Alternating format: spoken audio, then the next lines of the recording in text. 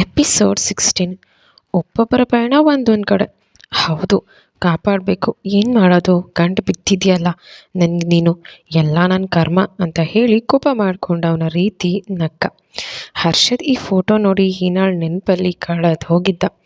ಏನೋ ಕಿಟಕಿಯಲ್ಲಿ ಸೌಂಡ್ ಆಗಿ ಆ ನೆನಪುಗಳಿಂದ ಆಚೆ ಬಂದ. ಇನ್ನೂ ಹೀನಾ ಮಲಗಿದ್ಲು. ಅವಳಿಗೆ ಬಸ್ಸಲ್ಲಿ ನೋಡ್ದ ಹರ್ಷದ ಮುಖಾನೇ ನೆನಪಿಗೆ ಬರ್ತಾ ಇತ್ತು. ಆಮೇಲೆ ಏನೇನೋ ತಲೆಯಲ್ಲಿ ಓಡ್ತಾ ಇತ್ತು. ಹೀನಾಗೆ ಸರಿಯಾಗಿ ನಿದ್ದೆನೇ ಬರ್ತಾ ಇರಲಿಲ್ಲ. ಆಗ ಕವಿತಾ, ಏನಕ್ಕ ಹೀಗೆ ನಿದ್ದೆ ಬರ್ತಾ ಇಲ್ಲ ಅಂದ್ಲು. ಇಲ್ಲ ಕಣೆ ಕವಿತಾ ಅಂದ್ಲು ಹೀನಾ. ಕವಿತಾ, ಅಕ್ಕ ನೀನೀಗ ಸರಿಯಾಗಿ ನಿದ್ದೆ ಮಾಡೋದೇ ಇಲ್ಲ ಅಂತ ಹೇಳಿದ್ಲು. ಹೋಗಲಿ ಮಲ್ಕೊಳೆ ಅಂತ ಹೇಳಿ ಹೀನಾ ಮತ್ತೆ ಮಲ್ಕೊಂಡ್ಳು. ಕವಿತಾ ಯೋಚನೆ ಮಾಡ್ತಾ, ಅಕ್ಕಗೆ ಆಕ್ಸಿಡೆಂಟ್ ಆದಾಗಿಂದ ನಿದ್ದೆಲಿ ಏನೇನೋ ಕನ್ವರಿಸ್ತಾ ಇರ್ತಾಳೆ, ಏನಾಗಿರ್ಬೋದು ಅಂತ ಯೋಚನೆ ಮಾಡ್ತಾ ಹಾಗೆ ನಿದ್ದೆ ಮಾಡಿದ್ಲು. ಇನ್ನು ಹರ್ಷದ್ ತಾಯಿ ವನಜಾ ತಂದೆ ಹಿಮವಂತ್ ಅವ್ರಿಗೆ ಕಾಲ್ ಮಾಡಿ ಮಾತಾಡ್ತಾ ಇದ್ರು. ಎಲ್ಲಿದ್ದಾನೋ ಅವನು, ಸಿಗ್ತಾನಾ ಅಂತ ಕೇಳಿದ್ರು. ಅಮರ್, ಇಲ್ಲ ಅಮ್ಮ, ನೀವು ಒಂದು ಟೈಮ್ ಕಾಲ್ ಮಾಡಬೇಕಿತ್ತು ಅಂತ ಹೇಳ್ದ. ಮಾಡಿದ್ವಿ ಕಣೋ, ಆದರೆ ತೆಗಿತಾ ಇಲ್ಲ ಅಂದರು. ವನಜಾ ಅದೇ ಟೈಮ್ಗೆ ಅಮರ್ ಮೊಬೈಲ್ಗೆ ಯಾವುದೋ ಒಂದು ಕಾಲ್ ಬರ್ತಾ ಇತ್ತು. ಅಮರ್, ಅಮ್ಮ ಒಂದು ಸಾರಿ ಕಾಲ್ ಬರ್ತಾ ಇದೆ ಇರು ಅಂತ, ಆಮೇಲೆ ಮಾಡ್ತೀನಿ ಅಂತ ಹೇಳಿ ಕಾಲ್ ಕಟ್ ಮಾಡ್ದ. ಆಗ ಅಮರ್, ಹೇಗಿದೆಯಾ ಅಂದ. ಆಗ ಚೆನ್ನಾಗಿದ್ದೀನಿ ಅಣ್ಣ, ಎಲ್ಲಿದ್ದೇನೆ ಅಂತ ಗೊತ್ತಾಯ್ತಾ ಅಂತ ಕೇಳ್ದ. ಆಗ ಇನ್ಸ್ಪೆಕ್ಟರ್ ಆರವ್, ಅವ್ರ ಫೋನ್ ಲಾಸ್ಟ್ ಮಂಗಳೂರಲ್ಲಿ ಸ್ವಿಚ್ ಆಫ್ ಆಗಿದೆ, ನೀನಲ್ಲಿ ಹುಡುಕು, ನಾನು ಮಂಗಳೂರು ಪೊಲೀಸ್ ಹತ್ರ ಹೆಲ್ಪ್ ತಗೋತೀನಿ ಅಂತ ಹೇಳಿ ಕಾಲ್ ಕಟ್ ಮಾಡಿದ್ರು. ಅಮರ್ ಅಣ್ಣನ ಫೋಟೋ ಹಿಡ್ಕೊಂಡು ಎಲ್ರಿಗೂ ಇವರನ್ನು ಎಲ್ಲಾದರೂ ನೋಡಿದ್ದೀರಾ ಅಂತ ಕೇಳ್ತಾ ಇದ್ದ. ಎಲ್ಲರೂ ನಾನು ನೋಡಿಲ್ಲ ಅಂತ ಹೇಳ್ತಾ ಇದ್ರು. ಅಮರ್ ಅರ್ಧ ದಿನ ಎಲ್ಲರ ಬಳಿ ವಿಚಾರಿಸಿದ್ದ. ಅವನಿಗೆ ಏನೂ ಹರ್ಷದ ಬಗ್ಗೆ ತಿಳಿಯಲಿಲ್ಲ. ಅವನಿಗೆ ಬೇಜಾರಾಗಿ ಒಂದು ಕಡೆ ಕೂತ್ಕೊಂಡು, ಅಣ್ಣ ಎಲ್ಲಿದೆಯಾ, ಎಲ್ಲಿಗೆ ಹೋಗಿದ್ಯಾ ಅಂತ ಹೇಳ್ಕೊತಾ ಇದ್ದ. ಬಿಸಿಲು ಜಾಸ್ತಿ ಇತ್ತು, ಅವನಿಗೆ ತುಂಬ ಹಸಿವಾಗಿತ್ತು. ಏನಾದರೂ ಹೊಟ್ಟೆಗೆ ತಗೊಂಡು ಹುಡ್ಕೋಣ ಅಂತ ಆಟೋ ಸಿಗಲಿ ಅಂತ ಕಾಯ್ತಾ ಇದ್ದ. ಒಂದು ಆಟೋ ಸಿಕ್ತು. ಆಟೋಲ್ಲಿದ್ದ ಮನುಷ್ಯ, ಎಲ್ಲಿಗೆ ಸರ್ ಅಂದ. ಆಗ ಅವನು, ಯಾವುದಾದ್ರೂ ಹೋಟೆಲ್ ಕಡೆ ನಡಿಯಪ್ಪ ಅಂದ. ಆಗ ಡ್ರೈವರ್ ಸರಿ ಅಂತ ಹೇಳಿ ಹೊರಟ. ಹೋಟೆಲ್ ಇನ್ನೇನು ಹತ್ತಿರ ಇತ್ತು. ಅದೇ ಟೈಮಿಗೆ ಡ್ರೈವರ್ ಫೋನ್ಗೆ ಅವ್ರ ಅಮ್ಮ ಕಾಲ್ ಮಾಡಿ, ಊಟ ಮಾಡಿದ್ಯಾ ಅಂತ ಕೇಳಿದ್ರು. ಆಗ ಅವನು, ಈಗ ತಿನ್ಬೇಕಮ್ಮ, ಕಸ್ಟಮರ್ ಇದ್ದಾರೆ, ಆಮೇಲೆ ತಿಂತೀನಿ, ನೀನು ಟ್ಯಾಬ್ಲೆಟ್ ತಗೋ ಅಂತ ಹೇಳಿ ಕಾಲ್ ಕಟ್ ಮಾಡ್ದ. ಅಮರ್ ಈ ಮಾತು ಕೇಳಿಸ್ಕೊಂಡು ಇದ್ದ. ಹೋಟೆಲ್ ಬಂತು. ಆಗ ಡ್ರೈವರ್, 50 ರೂಪಾಯಿ ಕೊಡಿ ಸರ್ ಅಂತ ಕೇಳ್ದ. ಆಗ ಅಮರ್, ನನಗೆ ಈ ಸೈಡಿಂದನೂ ಆಟೋ ಬೇಕು, ವೇಟಿಂಗ್ ಚಾರ್ಜ್ ಹಾಕ್ಕೊಳ್ಳಿ ಅಂತ ಹೇಳ್ದ. ಡ್ರೈವರ್ ಸರಿ ಸರ್ ಅಂತ ಹೇಳ್ದ. ಹೋಗಿ ಆಟೋಲಿ ಕೂತ್ಕೊಂಡ. ಆಗ ಅಮರ್, ಯಾಕೆ ನಿಮ್ಮ ಅಮ್ಮ ಊಟ ಮಾಡು ಅಂತ ಹೇಳಿದ್ರು, ನೀವು ಇಲ್ಲೇ ಕೂತ್ಕೋತಾ ಇದ್ದೀರಾ, ಬನ್ನಿ ನನ್ನ ಜೊತೆ ಅಂತ ಕರೆದ. ಆಗ ಡ್ರೈವರ್, ಬೇಡ ಸರ್, ನೀವು ಹೋಗಿ ತಿನ್ನಿ ಅಂದ. ಬನ್ನಿ ಅಂತ ಹೇಳಿ ಅಮರ್ ಕೈ ಹಿಡ್ಕೊಂಡು ಕರ್ಕೊಂಡು ಹೋದ. ಅರ್ಧ ಗಂಟೆ ನಂತರ ಊಟ ಮುಗಿಸಿ ಇಬ್ಬರು ಆಚೆ ಬಂದರು. ಆಗ ಡ್ರೈವರ್, ಯಾಕೆ ಸರ್ ಇಷ್ಟು ಸಪ್ಪಗಿದ್ದೀರಾ, ಏನಾಯಿತು ಅಂದ. ಆಗ ಅಮರ್ ಆಟೋ ಒಳಗೆ ಕುಳಿತುಕೊಂಡು, ಬನ್ನಿ ಹೇಳ್ತೀನಿ ಅಂದ. ಡ್ರೈವರ್ ಆಟೋ ಓಡಿಸ್ತಾ ಎಲ್ಲ ಕೇಳಿಸ್ಕೊಂಡ. ಆಗ, ಏನು ಸರ್ ನಿಮ್ಮ ಅಣ್ಣ ಹುಷಾರಿಲ್ಲ ಅಂದರು, ಯಾಕೆ ಬೇಕು ಸರ್ ಇವ್ರಿಗೆ ಇಷ್ಟೊಂದು ರಿಸ್ಕ್ ಅಂತ ಹೇಳ್ದ. ಗೊತ್ತಿಲ್ಲ ರೀ, ಆದರೆ ಅಣ್ಣಗೆ ಆಕ್ಸಿಡೆಂಟ್ ಮೊದಲು ಏನೋ ಆಗಿದೆ, ಏನು ಅಂತ ಗೊತ್ತಾಗ್ತಾ ಇಲ್ಲ ಅಂದ. ಆಗ ಸರ್ ನಿಮ್ಮ ಅಣ್ಣ ಫೋಟೋ ತೋರಿಸಿ ಅಂದ. ಗೊತ್ತಿದ್ರೆ ಹೇಳ್ತೀನಿ, ನಿಮಗೆ ಫೋಟೋ ತೋರಿಸ್ಲಿಲ್ಲ ಅಲ್ವಾ, ಇವನೇ ನನ್ನ ಅಣ್ಣ ಹರ್ಷದ್ ಅಂತ ಹೇಳಿ ಫೋಟೋ ತೆಗಿತಾ ಇದ್ದ. ಡ್ರೈವರ್, ಹರ್ಷದ ಅಂತ. ಅವನು, ಸರ್ ಉದ್ದಕ್ಕಿದ್ದಾರೆ, ನೈಸ್ ಹೇರ್, 6 ಫೀಟ್ ಇದ್ದಾರೆ ಅಲ್ವಾ ಅಂದ. ಆಗ ಅಮರ್, ಹ್ಞೂ ನಿಮಗೆ ಗೊತ್ತಾ ಅಂತ ನೋಡಿ, ಇವರನ್ನೇ ಹೇಳ್ತಾ ಇರೋದು ಅಲ್ವಾ ಅಂತ ಹೇಳಿ ಫೋಟೋ ತೋರಿಸ್ದ. ಆಗ ಡ್ರೈವರ್, ಹ್ಞೂ ಸರ್ ಗೊತ್ತು, ನನಗೆ ಗೊತ್ತು ಇವರು ಅಂದ. ಈ ಆಟೋ ಡ್ರೈವರ್ ವಿಷ್ಣು ಆಗಿದ್ದ. ಆಗ ವಿಷ್ಣು, ಇವ್ರು ಕಾಡಿಗೆ ಹೋದರು ಸರ್, ನನ್ನ ನಂಬರ್ ಇಸ್ಕೊಂಡು ಹೋದರು, 2 ದಿನ ಬಿಟ್ಟು ಬರ್ತೀನಿ ಅಂತ ಹೇಳ್ತಾ ಇದ್ರು ಅಂತ ಅಮರ್ಗೆ ಹೇಳ್ದ. ಅಮರ್, ಸರಿ ಎಲ್ಲಿ ಬಿಟ್ಟೆ ಅವನನ್ನು ಅಂತ ಕೇಳ್ದ. ಆಗ ವಿಷ್ಣು, ಬನ್ನಿ ಸರ್ ತೋರಿಸ್ತೀನಿ ಅಂತ ಆಟೋ ಅಲ್ಲಿ ಕೂರಿಸ್ಕೊಂಡು ಹೋದ.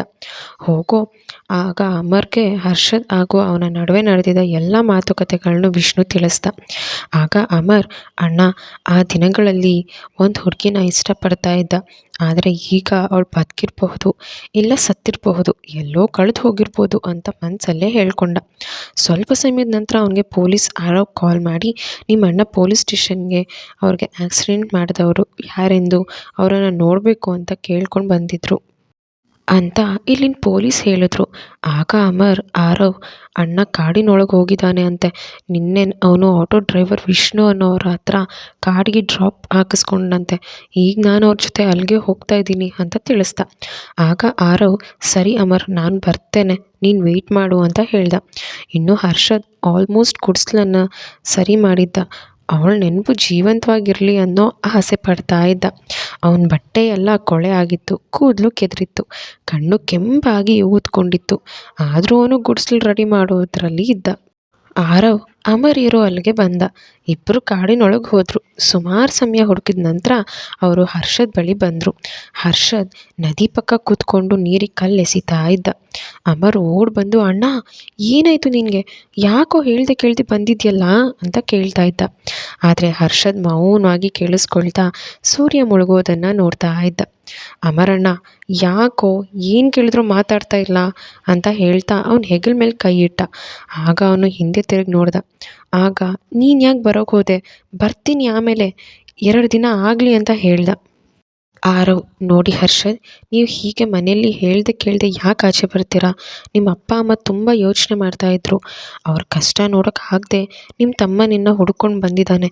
ಮೊದಲು ಮನೆಗೆ ನಡೀರಿ ಎಂದು ಆರವ್ ಹೇಳ್ದ. ಆಗ ಹರ್ಷದ್ಗೆ ಏನು ಮಾಡೋದಂತ ತಿಳಿಲಿಲ್ಲ. ಸುಮ್ಮನೆ ನಿಂತೇ ಇದ್ದ. ಅಮರ್, ಅಣ್ಣ ನನಗೆ ನಿನ್ನ ಬಗ್ಗೆ ಸ್ವಲ್ಪ ಸ್ವಲ್ಪ ಗೊತ್ತಾಗಿದೆ. ನೀನು ಇಷ್ಟಪಡ್ತಾ ಇದ್ದ ಹುಡುಗಿ ಈಗ ಭೂಮಿ ಮೇಲೆ ಇಲ್ಲ ಅನಿಸುತ್ತೆ. ಆದರೆ ನೀನು ಅವ್ರ ನೆನಪಲ್ಲಿ ಕಳೆದು ಹೋದರೆ ಅಪ್ಪ ಅಮ್ಮನ ಕತೆ ಏನು ಯೋಚನೆ ಮಾಡು ಅಂತ ಹೇಳ್ದ. ಅದಕ್ಕೆ ಅವನು, ನೀನು ಇದೆಯಾ ಅಲ್ವೇನೋ ಅವ್ರಿಗೆ, ನನಗೆ ಟೆನ್ಷನ್ ಇಲ್ಲ ಕಣೋ ಅಂದ ಹರ್ಷದ್. ಅಮರ್, ಅದು ಹಾಗಲ್ಲ ಅಣ್ಣ, ನಂಗೆ ಆಕ್ಸಿಡೆಂಟ್ ಆಗಿತ್ತಲ್ಲ, ಆಗ ನಮ್ಮ ಕಂಪನಿ ಕೈ ಬಿಟ್ಟು ಹೋಗಿದೆ ಕಣೋ. ಇದನ್ನು ಕೇಳಿ ಹರ್ಷದ್ಗೆ ಶಾಕ್ ಆಯಿತು.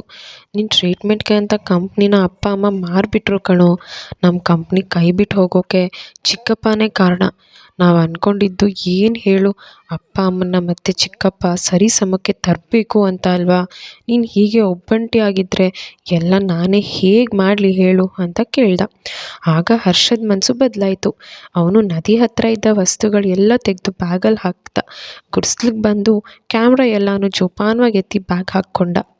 ಈ ಗುಡಿಸ್ಲನ್ನು ಬಹಳ ಭಾವುಕತೆಯಿಂದ ನೋಡಿ ಅಲ್ಲಿನ ಮಣ್ಣುಗೋಡೆಯನ್ನು ಕೈಯಲ್ಲಿ ಸವರ್ದ.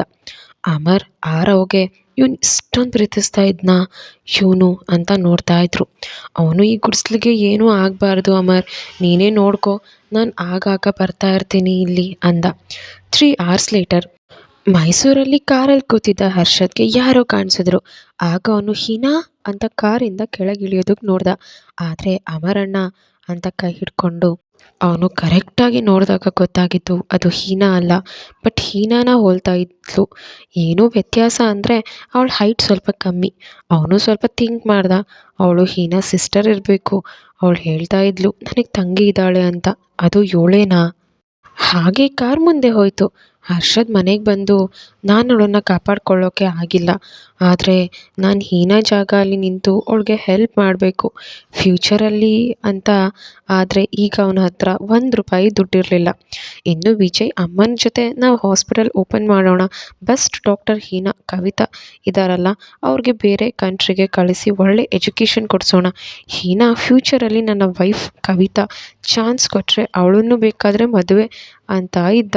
ಆಗ ಅವ್ರ ಅಮ್ಮ ಕಲಾವತಿ ಸಾಕು ಹೋಗು ಇಲ್ಲಿಂದ ಅಂದ್ಲು. ಅವನು ಎದ್ದು ಹೋದ. ಕಾಲ್ ಮಾಡಿ ಹೀನಾಗೆ ಎಲ್ಲ ತಿಳಿಸ್ದ. ಆಗ ಅವಳ ಮನೇಲಿ ವಿಚಾರಿಸಿದ್ಲು. ಆದರೆ ಕವಿತಾ ನಾನು ಬರಲ್ಲ ಅಕ್ಕ ಅಂತ ಹೇಳಿದ್ಲು. ಹೀನಾ ಸರಿ ಮಾವ ನಾನು ಹೋಗ್ತೀನಿ ಅಂತ ಹೇಳಿದ್ಲು. ಹೀನಾ ಮೈಸೂರಿಂದ ಅಮೇರಿಕಾಗೆ ಫ್ಲೈಟ್ ಹತ್ತಿದ್ಲು. ಕವಿತಾ ಮಂಗಳೂರಿನ ಬೆಸ್ಟ್ ಕಾಲೇಜಲ್ಲಿ ಅಡ್ಮಿಷನ್ ಆದಳು. ಹರ್ಷದ್ ಕಂಪ್ನಿ ವರ್ಕಲ್ಲಿ ಬ್ಯುಸಿ ಆದ. ಇನ್ನು ಅಮರ್ ಕೆರಿಯರ್ ಕಡೆ ಗಮನ ಕೊಟ್ಟ. ಮುಂದೆ ಏನಾಗುತ್ತೆ? ಹರ್ಷದ್ ಹೀನಾ ತಂಗಿನ ನೋಡಿ ಕೂಡ ಅವಳನ್ನ ಯಾಕೆ ಹುಡ್ಕೋಕೆ ಹೋಗಿಲ್ಲ? ಹರ್ಷದ್ ಅಮರ್ ಕವಿತಾನ ಮರೆತು ಬಿಟ್ಟಿದ್ದಾನ? ಅಮರ್ ಸರ್ ಆ ಥರ ಎಜುಕೇಷನ್ ಪಡಿಬೇಕು, ಅವರ ಸ್ಟೂಡೆಂಟ್ ಆಗಬೇಕು ಅಂತ ಇದ್ದ ಕವಿತಾ ಮಂಗಳೂರಿಗೆ ಯಾಕೆ ಸೇರಿಕೊಂಡ್ಳು? ವಿಜಯ್ ಹಾಗೂ ಅವರ ಅಮ್ಮನ ನಿಜವಾದ ಇಂಟೆನ್ಷನ್ ಏನು? ಹೀನಾಗಿ ಕೊನೆಗೂ ನೆನಪು ವಾಪಸ್ ಬರಲ್ವಾ? ಇವ್ರ 4 ಜನ ಲೈಫ್ ಯಾಕೆ ಹೀಗಾಯಿತು? ಇದನ್ನೆಲ್ಲ ನಾವು ತಿಳ್ಕೊಳ್ಳೋಣ ನೆಕ್ಸ್ಟ್ ಎಪಿಸೋಡಲ್ಲಿ. ಅಲ್ಲಿ ತನಕ ನೋಡ್ತಾ ಇರಿ ಪ್ರೀತಿ ಎಪಿಸೋಡ್ಸ್. ನಿಮ್ಮ ವ್ಲಾಗ್ಸಲ್ಲಿ ಸಬ್ಸ್ಕ್ರೈಬ್ ಮಾಡ್ಕೊಳ್ಳೋದನ್ನು ಮರಿಬೇಡಿ. ನಿಮ್ಮ ಫ್ರೆಂಡ್ಸ್ಗೂ ಕೂಡ ಈ ವಿಡಿಯೋಸ್ನ ಶೇರ್ ಮಾಡಿ. Love you all, bye.